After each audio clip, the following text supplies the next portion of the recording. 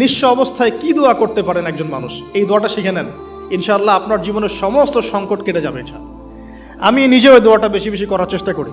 দোয়াটা হচ্ছে, মুসা আলাইহিস সালাম একটা গাছের নিচে হেলান দিয়ে বসলেন, বসে দেখলেন দুইজন মেয়ে দাঁড়িয়ে আছে দূরে, পানি নিতে পারছে না, লোকজন পানি নিয়ে যাচ্ছে, ওরা দাঁড়িয়ে আছে বেচারি।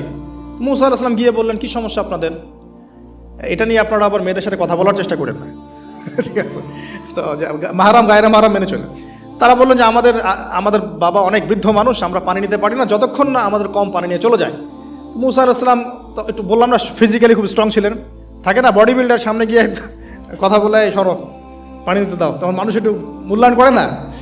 তো মুসা আলাইহিস সালাম এভাবে পানি নিয়ে দিলেন এবং বাছুরদেরকে পানি পান করালেন, করিয়ে গাছের নিচে এসে বসে আছেন। বসে বসে তিনি দোয়া করছেন, এই যে দোয়াটা তিনি দোয়া করছেন, রব্বি, একটা নেক কাজ করলেন, নেক কাজ করলেন না, মানুষের উপকার করলেন, নেক কাজ করে এসে গাছের নিচে বসে দোয়া করছেন, আল্লাহ এখানে তো আমার খাবার পানি বাসস্থান কিছুই নাই, আমি কি করব?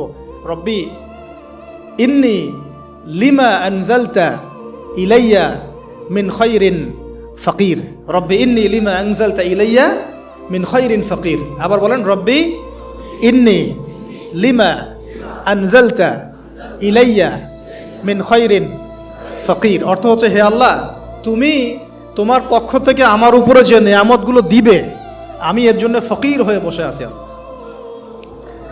অর্থ বুঝে পড়বেন ভাই, নামাজ রোজা হজ জাকাত যাই করেন আল্লাহর ওয়াস্তে অর্থ বুঝে পড়বেন।